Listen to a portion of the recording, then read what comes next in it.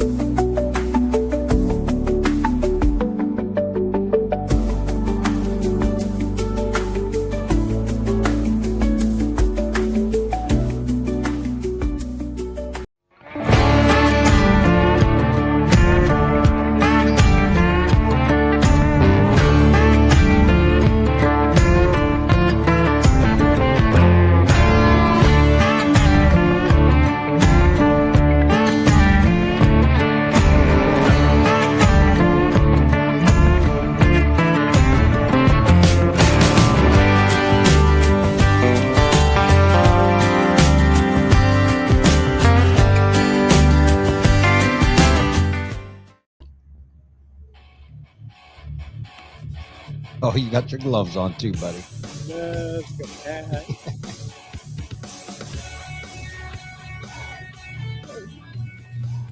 From the North Texas Pole, the Sukiyaki Santa Claus, the Tokyo Tree Topper, the Kamikaze King of Joy, the man that puts trail underneath your tree every weekend, the man of trail, Tim Kamara. And from the South Texas Pole, the man behind the reins. Can you guess my shirt? Real Santa Sled. What movie? Brad Jewett. Elf. Elf? Nope. Is it the Grinch? Rudolph. Oh, no way. It's Rudolph. Oh, my God. Thank you for Did your wife get you that shirt? For a live version of the Keeping It Real Christmas special show. She has such great taste. Hey, everybody. Welcome to another, live episode of the Keeping It Real show. We got Brad Jewett from beautiful Hill Country, Texas, and Tim Kamara joining us all the way from Reedley, California. It's Starbucks. Foggy. His cousin Brian doesn't have good enough Wi-Fi, I suppose. He doesn't have no Wi-Fi. He has no Wi-Fi. He has no Wi-Fi. Yeah. Oh, it looks like Starbucks. I came here earlier tonight and I checked it out. I saw there's enough Wi-Fi here. I can make it happen. So yeah. Yeah, it looks good, man. Your picture has cleared up as we've been talking, actually. Because I said you're blurry, and he's like, well, it's foggy and overcast here in California. But you're more Christmassy than us. We were beautiful, sunny today. Didn't feel like Christmas, but there kind of looks like Christmas. We're festive. We're festive here. Awesome. Awesome. Well, I'm glad you're getting to spend some time with family, bro. Yep, for sure. For sure. Well, everybody, thank you for joining us tonight. Want to make sure you like and share this episode. Of course, we've got the man of the hour, David Dellin, going to be joining us here shortly, the incoming CEO of American Quarter Horse Association, if you didn't know that yet. So you want to make sure you tune in, and just, if you don't know him, we hope to be able to enlighten you a little bit, let you know a little bit about him, where he's kind of come from, what he's been doing. And, we're not going to be able to dive in much because he's not at AQHA yet, but we'll be just kind of getting as much information out of him as we possibly can. So make sure you stay tuned with us the whole time. And if you haven't checked out the Horse Show Network yet, it's at horseshownetwork.com. We thank you all so much that our subscribers, full access subscribers to the Horse Show Network, we thank you so much. We've got some more new videos that are about to drop there. So you're definitely going to want to stay tuned if you are subscribers. And if you're not, go check it out. There's some great content from Tim the Trailman and myself as well, with multiple disciplines involved there. So make sure you check out horseshownetwork.com. Go ahead, Tim. Anything you want to say before we bring the man in? You always have the same background, and I have the multiple random backgrounds all the time. Is your life more interesting than mine? No, you just always get to sit in the office with your trophies, and it's always the same. It's like me. I'm random. Like, am I in Europe? Am I in California? Am I in Texas? Yeah. So, no, let's do this. I'm ready. Let's do it. Marcel, let's bring in Dave, buddy. There he is. This isn't really Dave Dellin music. Listen to this. Sorry, man. I didn't plan that out too well, did I? Best of. He doesn't have any green or red behind him or anything like that. I know. Just chilling at the home office tonight. Nice. Well, enjoy, man. Enjoy, because your life's about to get a little bit more hectic again, I think. But we're thankful for it. Everybody I've talked to is thankful for it, and thanks for spending an hour with us tonight, just to kind of say welcome, congratulations, and just again to let the people that maybe don't know David Dellin maybe get to know you a little bit. Absolutely, man. Thanks for having me on. It's fantastic. I have known you guys for many, many years, and nothing I like better than getting to visit with two of my good friends. Amen, brother. So it's funny because the last time I saw Dave, we were in Detroit. we were. We were upstairs in that little coffee shop upstairs having coffee, talking. I started laughing and said, wow, that's the last time I talked to him. We were just talking stuff, right, about our lives. That's right. How fun. Now we get to do it on air. We love that. You bet. So let's dive in. Let's dive in a little bit to a little bit of where you come from. Well, I'm gonna let Tim take over because he'll lead you a little bit into your happenings, into your beginnings. No, just I'm curious about like when you used to show horses and how you started. Can you kind of just talk about your career a little bit? Yeah. So grew up in Northeast Oklahoma, and hold on. Can I pause for a second? Whoa, stop! Ouch. No, I told you I couldn't forget about this, and we want to send our condolences to April Devitt. Oh, yes. We can't continue on without all of us. We're very good friends with Casey Devitt, and everybody's sad to hear of what happened, and so we just want to take a moment and just say, for myself, Casey, thank you for all the insights, the amazing horseman that you were, but then moving into the field that you were in with so many different horse shows that I was a part of. Your professionalism and how you dealt with people was absolutely second to none. So just thank you for all you did for me and for this industry.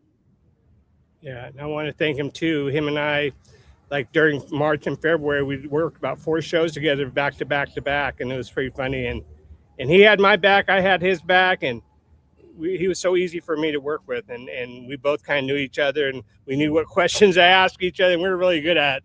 Like we do Prairie Classic, we did Mississippi, and then we came back and did Arizona. But he was such a joy to work with. They all said, oh yeah, he's a real nice one all the time out there, right?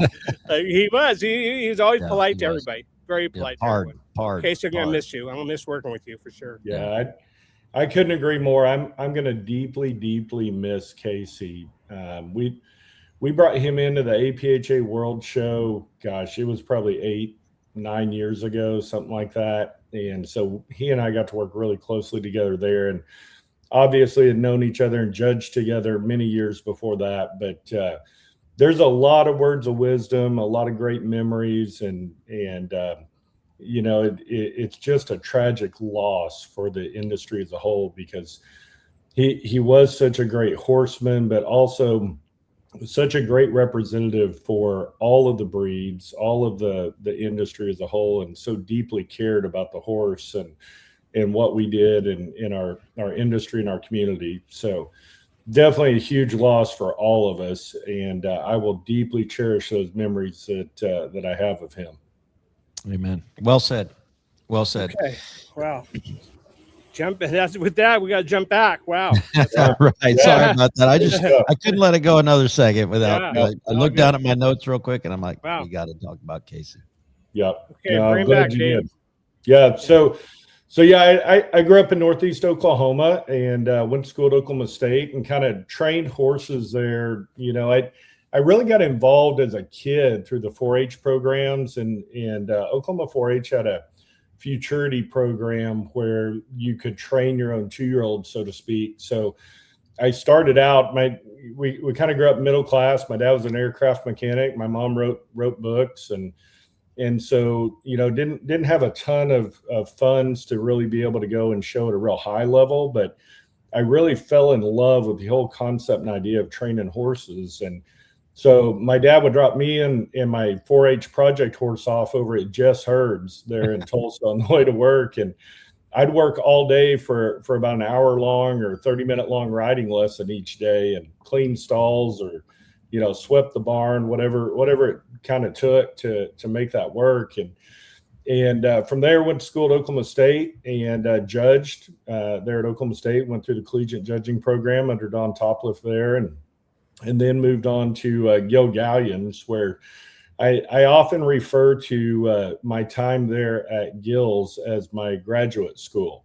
I learned a incredible amount about training horses. He's an incredible horseman, and learned a level of work ethic that very, very few people experience. And Gil's an incredibly hardworking individual and expects a lot of excellence out of his assistant trainers. And so that was a time that I really, really enjoyed and learned a lot there in what I call graduate school at Gil Gallion Quarter Horses. And then went out on my own with my wife Julie. We started our own training business in the Pilot Point area. Went to Northwind first and worked for Sherry Kern there at Northwind. Had 3 or 4 fantastic years there, and really enjoyed that family and Blair, and getting to know all of them really well, and just had some great times there. And then kind of branched out on our own and trained for about another 10 years before Billy Smith called me and asked if I would have any interest in becoming the director of judges for the American Paint Horse Association. So went there for about 10 years, and then Billy moved on to become the commissioner of the National Reining Horse Association, and I took over the CEO role there at AQHA. That's kind of what brings us to today.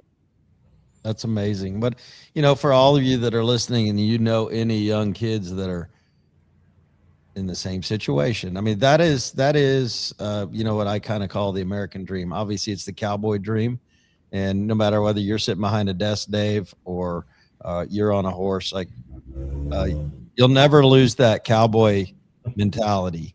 And, you and I've worked together a lot on the back of a horse. You've helped me a ton, 10, 15, however, 20 years ago, however long it's been now. And so it's so awesome and so inspiring to anybody sitting there watching that may know that kid. Just don't let them go, because you don't know how what paths what ceilings they're going to break through in their career or in their life. And you're just a great example of it. And, it goes without saying that we're excited to see what you're going to do with AQHA. But again, this show is really about where you've come from. Let people get to know you, and you're going to tell us a little bit about what AQHA and what you've done there, and getting to the spot, what it takes to be a CEO, all these questions that we're going to be bringing to you guys. So make sure you pay attention. Okay, Timmy, I'll be quiet. Go ahead. Well, don't you think, the journey, the things that you did back then build your character and who you are for today, right? It's a process. You just don't come out of college and you just spring to inside the office, right? You have to grind. You have to grunt. You have to grind. You have to see. You have to be in the arena judging. You have to watch the flow of everything. That gives you perspective of how the whole, I guess, the big cog or the big wheel we talk about of the industry, right? So you have great perspective. So that's what's always encouraging to start with, right? Yeah, and that's probably what makes me a little different than most people in nonprofit administration. I'm not saying it's better. Don't get me wrong. I don't want anyone to misinterpret that I think that it's better necessarily, but it's different and it's unique from the standpoint that I've got a pretty wide range of knowledge within the equine industry, not only from the show side, but we currently in our family, my wife's family, has run all the recipient mares for Royal Vista Southwest for, I think that's our 24th or 25th year. I'm looking out my office window at about 550 right now out here under lights. And I think it's something that makes it really unique, because you do get a lot of different perspective. Everyone from the trainer, the youth kid, the breeder, the show manager. Brad and I and Charles had Show for Doe for so many years. I just feel like it's a all these things throughout my life have led kind of to this point, to being able to handle and understand the way the membership feels about certain decisions or certain things. No matter what area they're in, I'll have some perspective of that. I'm not saying that everyone's always going to agree with whatever my thoughts are on a subject or anything like that, but the bottom line, I do fully appreciate and know how it feels whenever something affects a breeder or affects a show manager, a judge, or a trainer. So yeah, I think that's in many ways I rely on that in my decision making. And any of our staff or our board at AQHA would certainly tell you that I normally will ask a question or come from the perspective of, well, how would the member feel about this? Whatever area we're talking about, whether it's show managers or judges or breeders or whatever it may be, just what's the end user experience is really, really important to me personally, because I think that's really where our society's going on a lot of different levels. But that end user experience, those are the people that really drive the association, right? Those members are really what makes these associations fantastic places and fantastic communities. Awesome. So when you're working for AQHA, what project or thing surprised you that you did over there? Is there something, there's a thing that you did over there or you were part of or you saw it get implemented and stuff like that really surprised you how it took off, or it really worked, or it really helped a part of the industry on that side? Yeah, I mean, I think there was a lot of things that we did over there. We really tried to be creative and innovative and do new things. And man, there's kind of a laundry list over the last 12 years of things that we did as a team and as a group. I certainly cannot take credit for them because it was a team effort on every single subject. But, anything from Horse IQ, our educational platform, to some of the incentive programs that we created over there, I think were really innovative and different than other incentives that you might see out in the industry. And so, I mean, there's a lot of things there, Tim, that I think are really positives that we've been able to accomplish. And certainly innovation and creation is something that I hold near and dear. I think that's the lifeblood of doing things in any industry. I don't care where you're at. You've got to be innovating and creating something new and keeping things exciting and having new programs or new things that benefit membership is really the key for any of these associations. So with using all that information, like what happens like your first 90 days and stuff, like what will you do to go into AQHA when you get started? You start when? Yeah, so great question. So officially start January 5th. I end at AQHA this Friday. And then I'll have a couple weeks to kind of get things organized and start moving to Amarillo. Started house shopping already and started kind of putting some feelers out there. But I'll start officially January 5th. And in that first 90, 100-day kind of range, a lot of that is about evaluating and really understanding the inner workings, the behind the scenes or under the hood, so to speak, of how AQHA functions, because AQHA is similar in that it's an equine breed registry, right? They're both equine breed registries, but the inner workings obviously are different. And so really getting to know those, understand those, really getting to know the staff, understanding all the roles of the staff, those things are really, really important for a CEO to know and understand. And so there's going to be a great window and a great opportunity there where Carl will still be there.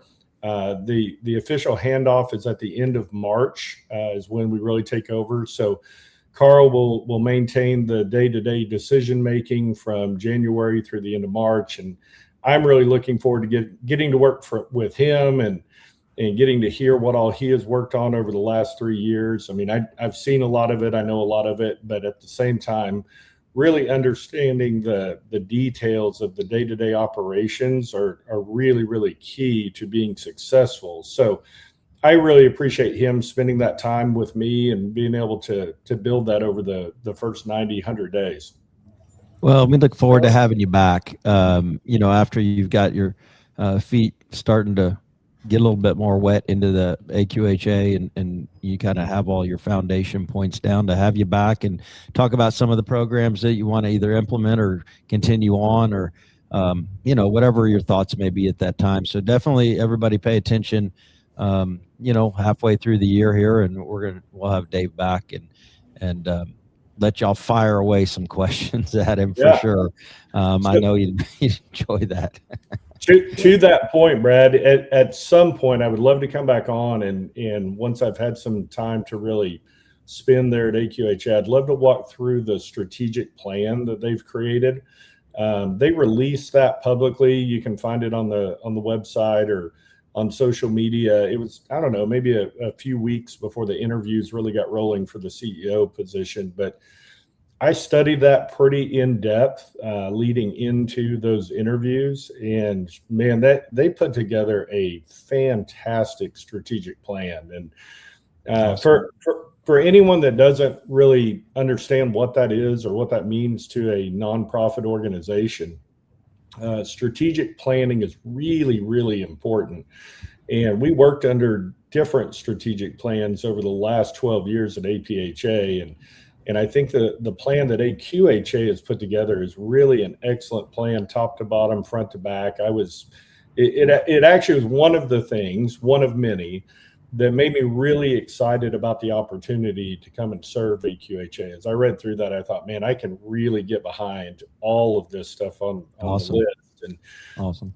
The reason why strategic planning is so important is that it's really easy whenever you're running one of these nonprofits or especially an equine breed registry.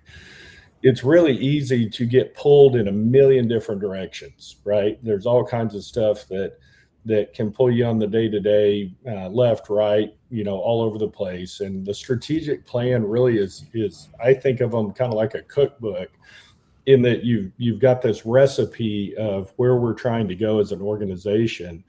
And if we can all figure out how to work through that together, then some really great things can happen.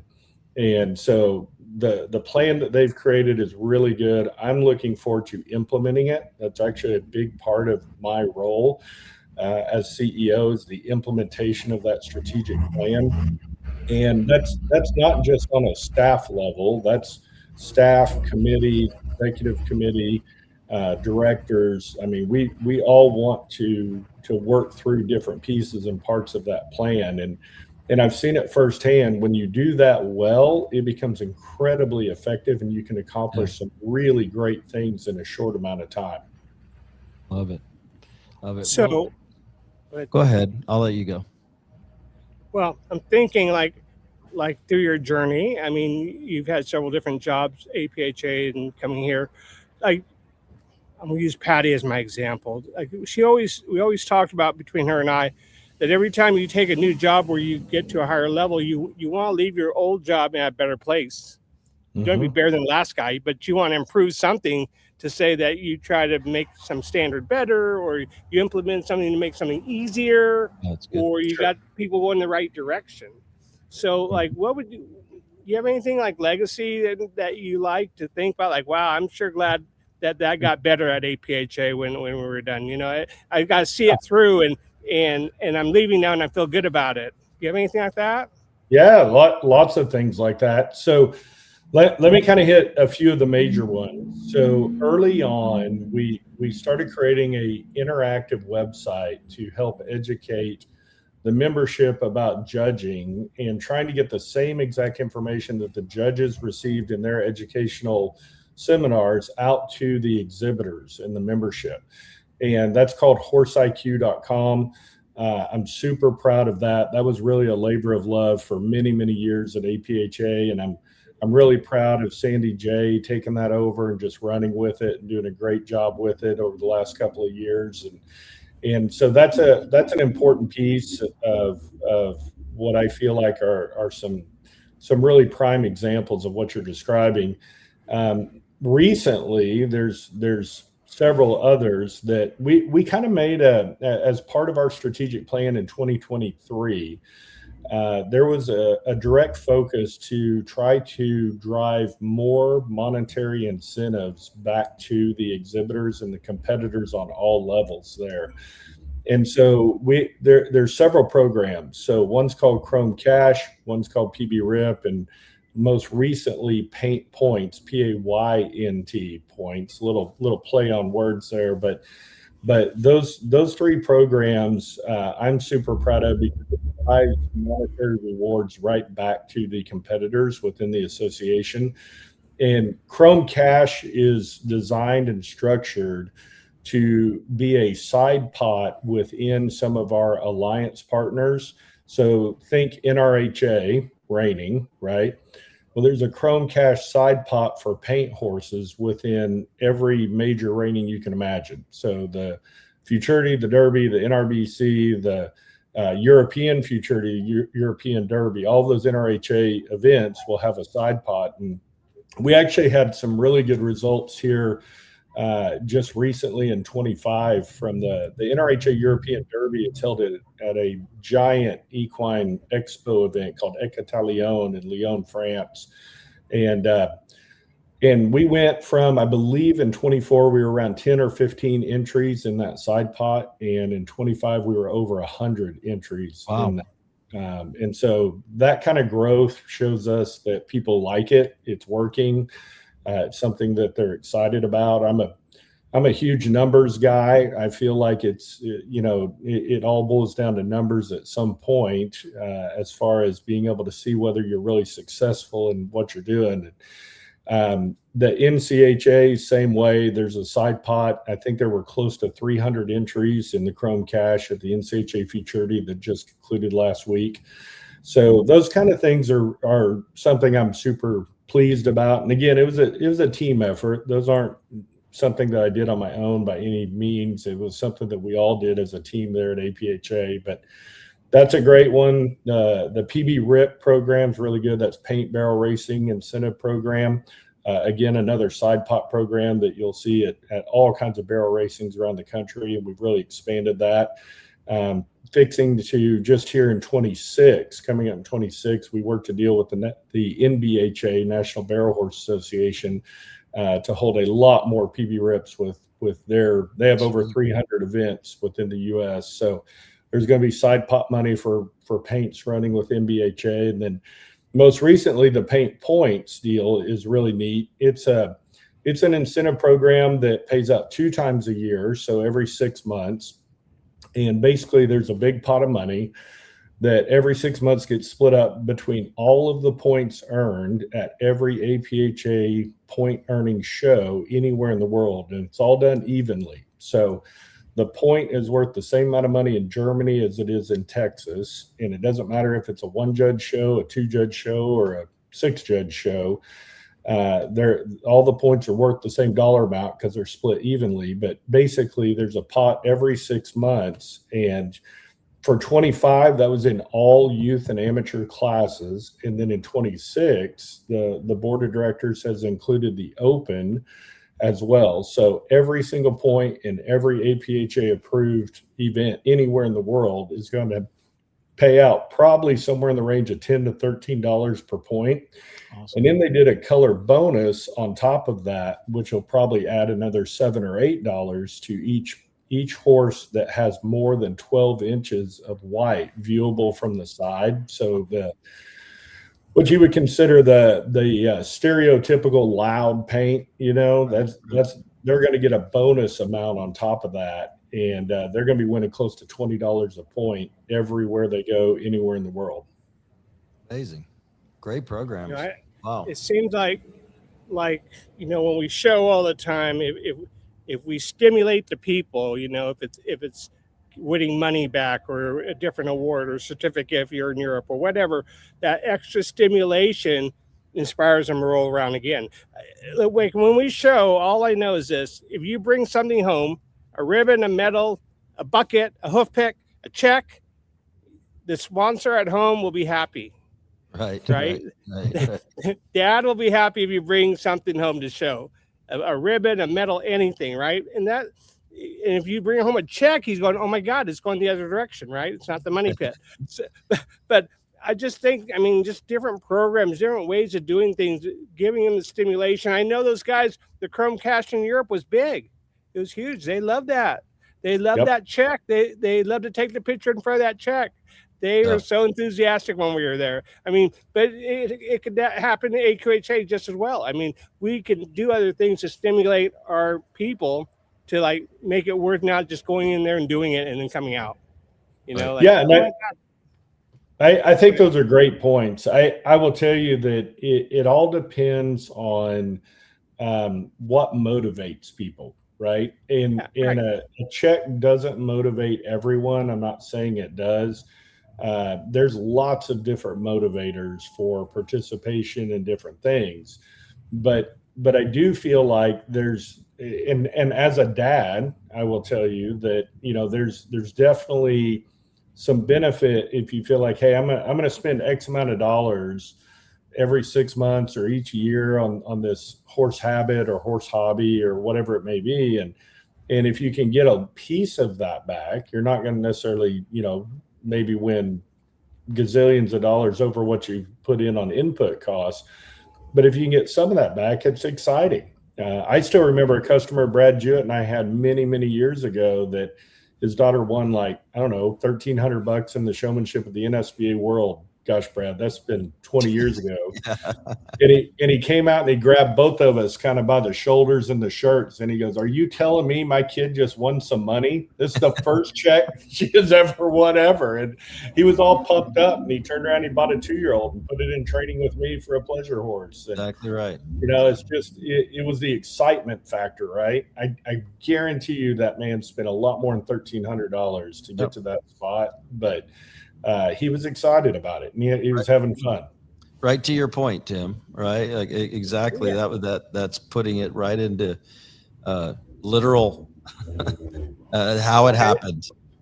Again, it's just, I think someone has to have some ideas, right? Maybe a little bit outside the box. You know, just you want whatever it takes, right? You know, even trails here, and I have to keep doing stumping to stimulate the trail to make it better. Or do something, right? I mean, well, you're fine. Just relax for a little bit. You're fine. You don't need to do anything else to stimulate anything right now. Just enjoy your day, Tim. Live animals, Tim. Live animals. Yeah. No, just relax for a little bit. We could change a rule or two, right? Yeah. I don't know. Even all the events. I mean, the trick is we've got so good. Every event has got so clean. That's what's tricky about it. You know, the level's so high now, and maybe that's why we have level 2, level 3 stuff, or level 1, or whatever. You know, everyone needs a little bit of category, you know, and then they'll participate. You know, I want them to show again. You know, that's what trail is. That's what trail does. You'll do it. You figure it out. You can get close. You'll do it again, right? Those Europeans, they show in every class that opens a gate. Trail. Yeah. That's what it used to be. That Here gate too. opens. They go. They'll show 3-4 times. Crazy. So to your point, exactly what you're talking about. One more item that I'm excited to see how it works. It's only been around about a year. It's going to go into full effect in 26 for AQHA. But we created what we call the versatility pattern class, and it's basically a modified simple pattern, you know, like a single lead change kind of thing, maybe 4 poles to walk or jog over. But we created that both for the English horse and for the Western horse, show horse. And so my best analogy to simply explain it to people, think of ranch riding, a ranch riding style pattern, but for the Western show horse, and then one for the English show horse. And we're judging the movement, we're judging the brokenness, we're judging the expression as much as anything. We want to see horses that have a really positive expression in those 2 classes. And so in 25, we put a little added money behind it, did like $1,000 added or $500 added at multiple different shows for APHA. And people were really excited about it. They really enjoy it. It's a lot of fun. There's an open division to it to where the trainers can ride in it. And, you know, I used Brad as an example some when I was talking about the class. I said, if you think about a trainer like Brad Jewett, he's got the trail and the Western riding. He'll show him the rail stuff at, some shows when he wants to, but that's not necessarily, when he has to. There you go. That's not necessarily what he wants to do for sure. But a class like this gives him another class to take a horse in and put a horse on the trailer and get it prepped and ready for someone in the horsemanship and in the trail and the Western riding. And it really stems from my whole desire behind that class to start that off and where the idea came from was trying to excite the breeders of Western pleasure and hunter under saddle horses, because it's a gamble. Those horses, it's a real gamble. If they don't make a futurity horse as a 2-year-old or a 3-year-old, you're now waiting till they're 4, 5, 6 years old before they're really competitive in something. And this class is similar to ranch riding in that it's for ages 3 and up. And I think that there's some real value in something easier than a Tim Kimura trail pattern or a Western riding pattern for some of those horses that didn't necessarily make it to be a futurity rail horse.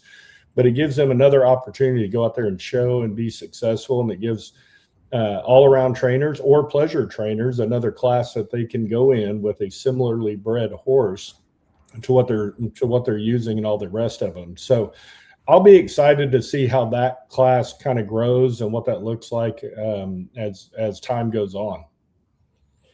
So I want to take a side a break for a second, Tim, and I want to just change course as we come back. We're going to talk a little bit about more of the CEO duties and all that kind of stuff. But I want Dave to share a little bit about his family. I want him to share a little bit about his wife and his kids, where they're at, their ages, and all of that a little bit. Let's hear a little bit about what the 3 kiddos are doing too.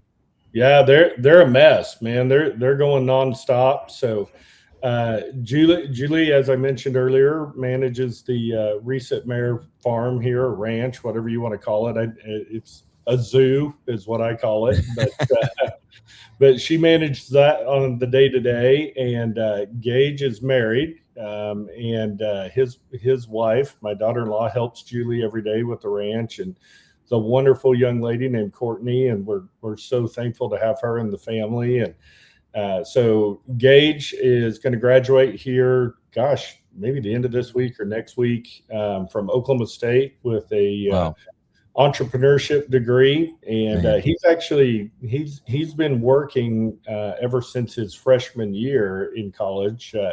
He works for a young man with a last name you guys probably will know, named Luke Milholland, Doug Milholland's son. Luke owns a financial planning company in Oklahoma City called Vault Wealth. And Gage has been working for him and working on his own CFP license under Luke.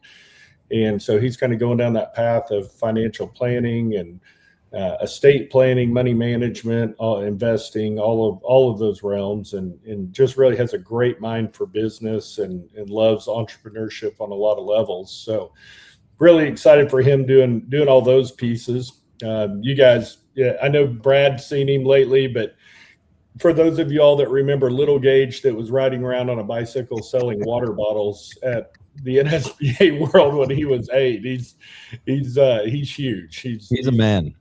He is, absolutely. So, but yeah, so he's doing good. And then Lane is doing great. He's a freshman at a college in Kansas named Heston College. He got to go up there and play basketball on a scholarship up there at Heston. So he is thoroughly enjoying that, and is just having a great time and doing a great job with all that. So we'll be excited. Little Michael Jordan. Yes, right. Loves basketball. Right. Man, he loves basketball. Yeah, he does, and is very, very good at it. He is. Yep. He does a good job, and man, he eats it up, and his basketball IQ is incredible. He can tell you stats and plays, and I have no idea when I'm watching a game. I can't tell what they're doing on the level that he can, but I normally have him commentate for me so I can keep up a little better. But yeah, he's doing great. McKenna is doing fantastic. She's in 6th grade now, and little mini Julie, and kind of keeps us all in line. Tells everybody what they're doing right and wrong, and keeps the house moving the right way. So yeah, she's doing great. Absolutely. That's awesome. That's awesome. So I have a question. Like, how does your family adapt to moving to Amarillo, and or you going to work over there, and how's the dynamics of that work? Yeah, man, that's a great question, Tim. It was a big part of the conversation on whether this was the right move for us or not. I mean, you guys know how important family is to me, and so it was something we discussed pretty in depth before this. But basically, in the short version, Gage and Courtney are going to stay here and continue to manage the recip mares. And then Julie, this year, she's going to stay here through the rest of breeding season, just because we don't want to be shorthanded and don't want to just dump that on the kids. But once breeding season gets over, she'll be moving out to Amarillo with me, and then we'll kind of figure out the help situation after that, with Gage and Courtney managing it a little bit more in upcoming years. So we've figured out a game plan to make it all work, but it was a big topic of discussion, and I gotta give Julie so much credit. She has been so supportive of this whole endeavor and the idea of moving to Amarillo. I mean, you guys know we live on a family ranch here in Elmore City, Oklahoma, which is, if anyone doesn't know where that's at, it's maybe 20 minutes away from the old Tiger King place. If you guys remember the Tiger King days of 2020, and Of course, it wasn't that long ago. yeah. So yeah, unfortunately, we never had any issues with the Tiger King, but yeah, we're in the Pauls Valley area of Oklahoma. If you're driving up down I-35, a little south of Purcell. So for us, it's a big deal to move out there, but we'll keep our house here in Elmore City, and then buy a house there in Amarillo, and spend a majority of our time in Amarillo, and come and vacation in a destination location like Elmore City. Yeah. Well, I know y'all love that area. Family, of course, is a huge draw for that. But I agree. You know, Julie's she's, you know, I see her social media out there. It doesn't matter whether it's 10 degrees and she's out there feeding those brood mares, and never complains about it. Just like, this is what we do. And so if y'all don't know Julie, hope you'll get to know her. But what an amazing woman. Amazing woman. Yep, absolutely. So my other question, who's taking your spot at AQHA? Yeah, great question. So Kurt Crawford is in the interim position there right now. Yeah. Fantastic guy. If you all don't know Kurt, it's Todd Crawford's brother. That's, the name's familiar. They do look a lot alike as well. They could be twins, but they're not. They're brothers. But he's been AQHA's director of business development for a long time. I think he probably started in 2016, maybe 15. It was a few years after I got on board at AQHA, and has just been great to work with, and is a great guy. So he's there in the interim position, doing a great job with that. So as we're kind of shifting back towards the business at hand, what can you explain to us with this kind of question? What does it entail to be a CEO of an equine breed registry? I mean, that you know, anybody watching is probably looking at it from a horse show or a racehorse or roper or whatever, or a breeder. But tell us in your words, like, you've now been doing this for over a decade, almost a decade and a half anyway. Like, what is it, in your words, like, what does it entail? Yeah, no, great question. I appreciate you asking, because it is so different. When I trained, I thought I knew. I don't know why I would think I would know that, but I kind of thought I knew what they did. And I can promise I didn't. I didn't have any earthly idea. What the CEO role really boils down to is you kind of have one foot within the executive committee. You're a non-voting member of an EC or a board of directors. And so when you're in that position, you really work on a strategic level. Okay, meaning that you're planning out the direction and guiding the organization in a direction. The other foot is in operations because you're in charge of all the staff. So you're in charge of all day-to-day operations of the organization. And so you really have one foot kind of in both areas, and you have to think both strategically and tactically. And the way I always break that down in my mind, strategy is what are we going to do? Tactics is how are we going to do it, right? And that's just for me to keep it simple in my mind. It's the day-to-day. If you say we want to roll out a new program or we want to do, X, Y, or Z, whatever it is, then it's staff's job to figure out how do you do that and to do it the most efficient way. And I think that's a huge component of the CEO role that is probably, I had no idea before I did it really how that really worked. So because I had served on a lot of boards, I'd been on the NSBA executive committee before I went to AQHA, and I had served on some of those boards, but I still didn't fully understand what the role meant. And I told somebody the other day, they were asking me, what's the most difficult thing about being a CEO?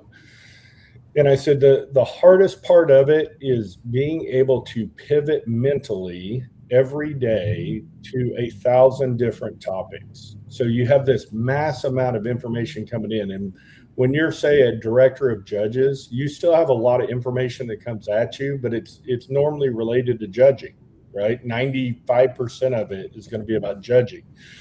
As a CEO, you get hit with HR decisions and or questions, finance, taxes, governance questions when you're talking about governance stuff, staffing decisions that you need to make, just a multitude of different things every single day. You might be talking to an IT person, and 20 minutes later you're talking to a lawyer, and 20 minutes later you're talking to an investment advisor. And so you've got to be able to pivot very quickly mentally to be able to make some solid decisions and or put those decisions on pause until you can reflect on them and do enough research to make a good decision.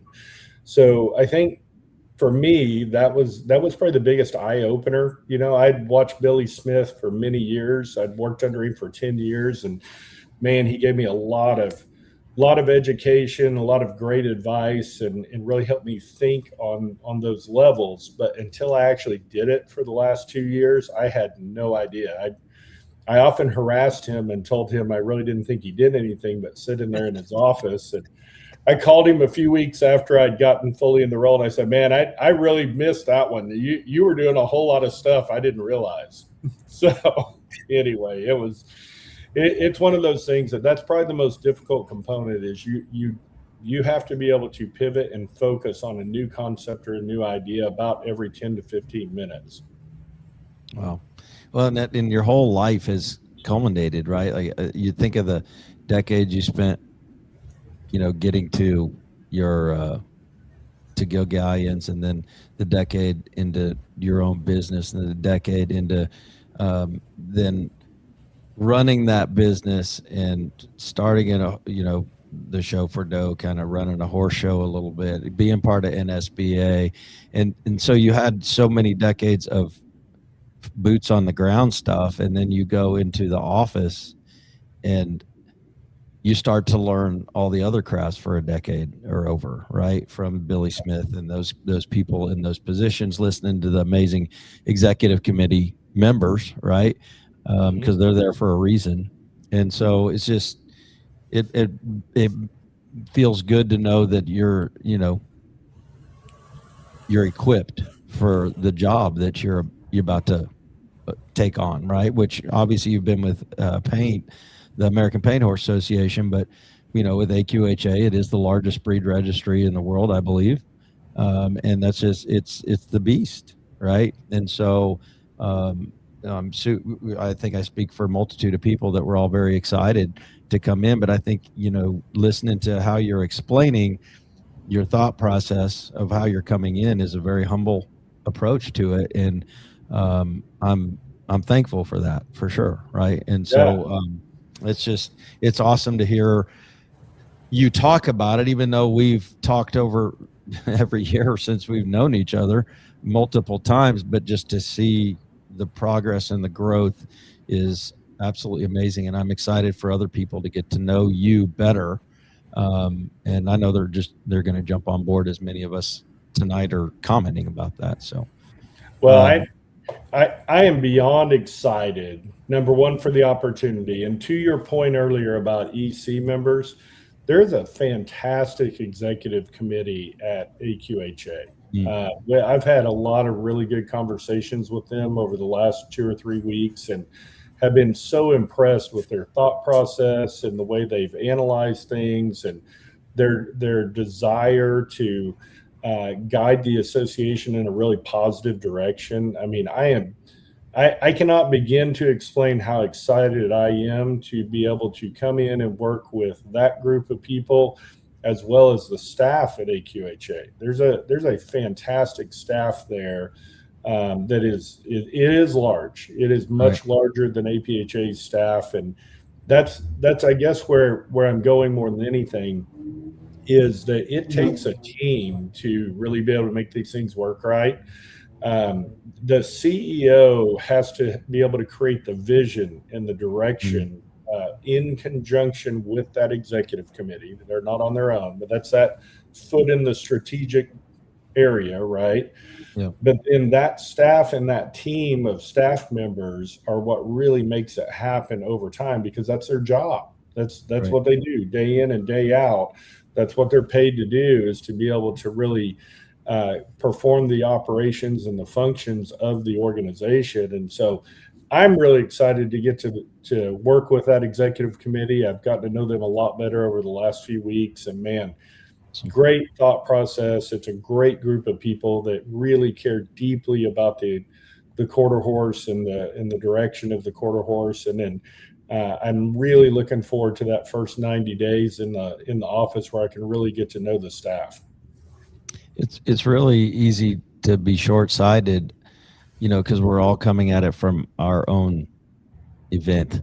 And, when you talk about it, you have to kind of put on an industry set of glasses. You're forming a whole industry, which, a lot of the other breed registries and associations follow AQHA's lead. So it's just a huge, massive undertaking. And so it's just to hear all the different facets that you've got to be thinking of, it can be overwhelming. But again, just thankful for the people that have helped guide you to this point in your life. Yeah, absolutely. Well, and it's part of what makes AQHA so unique. I think that we all, from the show world, right? When I say we all, I'm from the show world. Right. We think about the horse showing like that is the main component. And it is a very important component.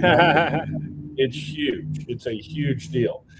At the same time, quarter horse racing is a huge deal. It's massive. Quarter horse ranching is a huge deal. And as a CEO of a breed registry, different than, say, Billy's job at NRHA, he has to focus on the sport of reining. That's his focus. Right. As a CEO of a breed registry, especially AQHA, more than any other breed registry, you've got to really be able to focus on all of those areas and support the members in all of those areas and provide value. And I think if I could sum up what a CEO role really should be, and what my philosophy, I'll call it my personal philosophy of nonprofit management, and I think this goes bigger than just breed registry. So I'm gonna lump it into all nonprofit management. But my philosophy on that is that my job is to create efficiencies within the operations. Okay. Now that can mean a lot of different things, from making things more efficient for the membership, but I call it reducing friction. And the best example of that in the world is Amazon.com. They make it so easy for you to spend money and buy stuff there. It is almost frictionless how you can buy stuff, right? So reducing friction for members as well as being able to take those efficiencies and making it easier for staff to do their jobs. The more manual you do things, the harder it is for them to do it, the less creative that they can be. And we want them to be creative. We want them to be able to help in creativity. So you want to reduce friction all the way around and create efficiencies with the operations. That will increase the amount of net revenue for the organization. And then you drive that back into greater member benefits, whatever that may mean, right? Could mean education for people getting started. How do we help them get started? Could mean outreach to try to attract new members. Could mean paint points type incentive programs to create value for competing at shows. It can mean a lot of different things, but you're building value for membership and value for that set of registration papers. That to me is my number one overarching goal and philosophy is I'm going to create efficiencies to drive value to membership. Awesome. Wow. Tim, you got some? That's a lot. No, I had a couple, but I'm going to go for it. I'm going to ask you. So, this is how I look at it. Like if you went back in the time, okay, maybe 20 years ago, what would you tell a young person coming out of college what to do to get involved with the industry? Like, how did you go from trading horses to NSBA or APHA or AQHA? How do you say, okay, maybe I'm not going to trade now. Maybe I'm going to go work the industry or do a horse show. How do you ambassador tell a kid, maybe you should try this? Yeah, I've counseled many judging students at different universities that have asked a similar type question. How do I go get my breed card, or what do I need to do more than just go through a college judging program? And I tell them two things, Tim. Number one, you need to go get some dirt on your boots. You got to get out there. You got to get dirt on your boots. You got to be a part of the industry some way, somehow. Number two, you need to raise your hand and volunteer. When people ask, I will tell you, one of the most life-changing experiences was when Diane Efford in Congress and said, I would like for you to think about serving on the NSBA board of directors. What do you think? And I said, why would I do that? What is the point of doing that? And she kind of explained it to me and walked me through it. And I raised my hand. I said, you know what? I'll do that. That changed my whole perspective about the way these associations work, right? Serving on that board and then later on that executive committee. And it really made me think on a much larger level than what I was thinking on before. So dirt on your boots and raise your hand and volunteer. Empress picked me up at the airport this year in March because I was doing a clinic for her and stuff. And she is the funnest person to really just talk to. She has history and depth and great perspective. Like you need to open up your ears and listen, right? Yes. I mean, that's why I was asking for you. Like I'm listening. I got my ears up saying, you're telling me something. I want to, and I want to give your next generation something, right? So we have a crop later on, Oh, I appreciate that.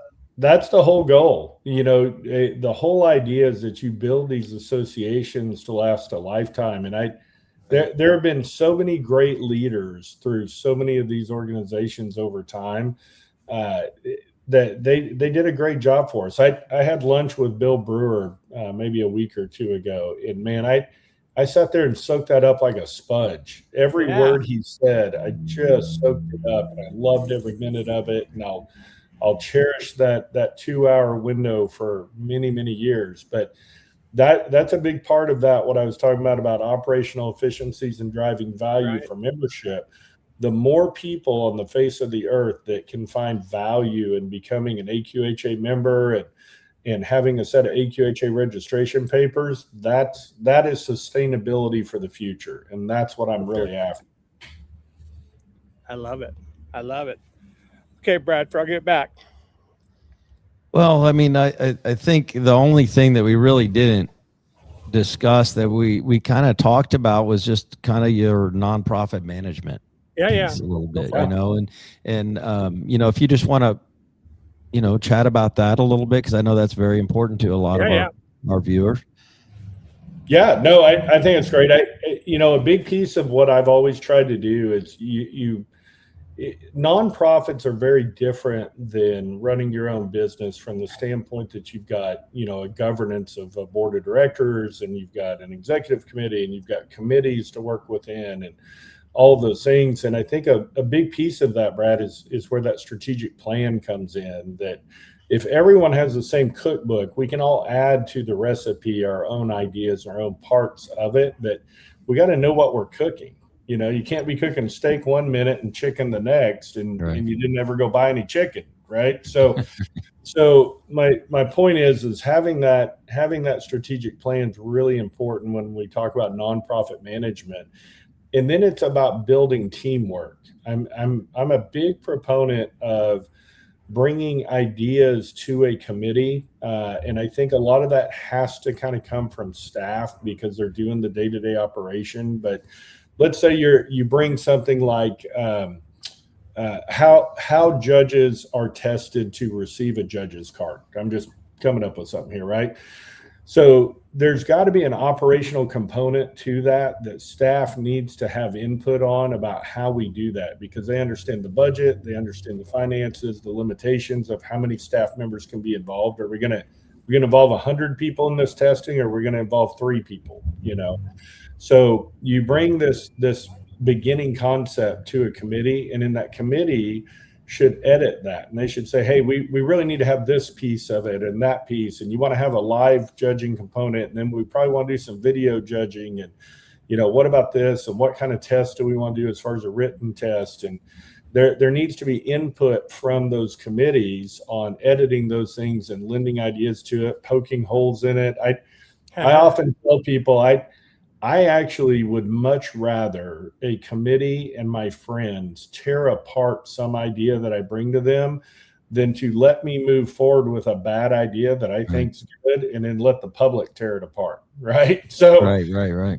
By all means, I want us to poke holes in some plan or some idea as we bring that forward internally within our committee structure before it ever goes out. So that kind of robust discussion, I think, is really healthy for organizations. And then once those plans can get mapped out and they've got a lot of good input, as those can move forward, then that's the ones that really work well. Many times that's what really works well within the horse world, is with input from a lot of different, what we would call stakeholders, both the staff, the EC, the committee members, and you have all these stakeholders giving input into this plan, and then it can really work well. So I think that's a big part of what I think about nonprofit management, between creating efficiencies and driving value for membership, and then building those teams, building that kind of environment where we can take an idea and talk through it on a million different levels. And sometimes your idea moves forward and sometimes it doesn't for a lot of different reasons, but that's what makes us strong as an organization. And that's really what I'm looking forward to trying to build. That's awesome. Yeah, badass. Tim, last minute words here. No, I appreciate your time. I mean, like I said, you and I, we've sat and just talked about life, and it's funny because we came back and got to do it again like this, and hopefully you come back, right? So after you get your 90 days and get started, I'd love to ask you a little deeper questions and stuff like that for some other stuff that I'm interested in. But I mean, just for congratulations, get you off the right foot. Yeah. We appreciate you just talking to us, right? Like sometimes you don't get to talk to this CEO like this, right? You ask just generic questions and let's see how you roll, right? So I think that's really fun for bringing you on the show.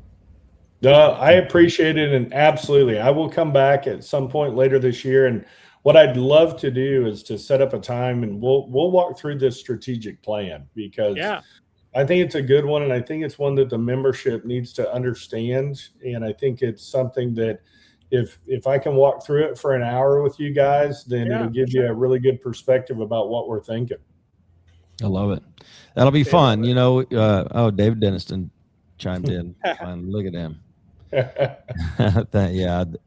Just more great comments, and people are going to be continuing to comment. I know as they listen that they weren't able to watch live. Those of you that were able to watch live, thank you so much. We appreciate it, and make sure you share this.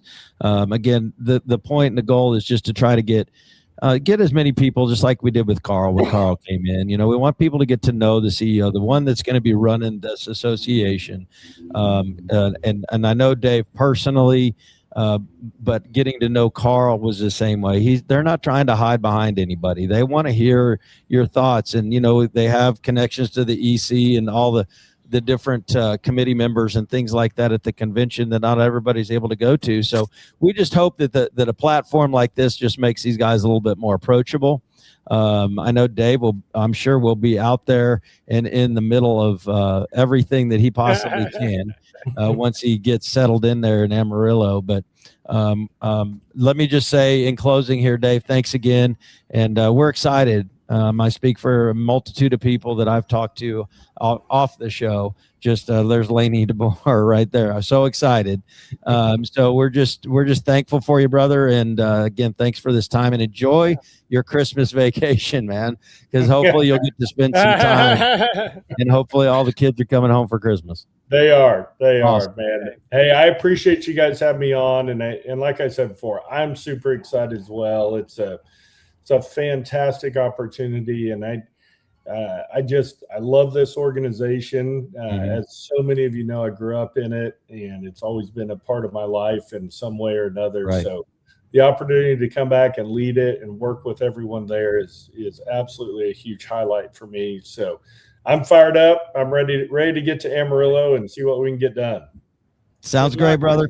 Thank you. Y'all have a good night. Thank y'all for watching. Marcelo, take us away.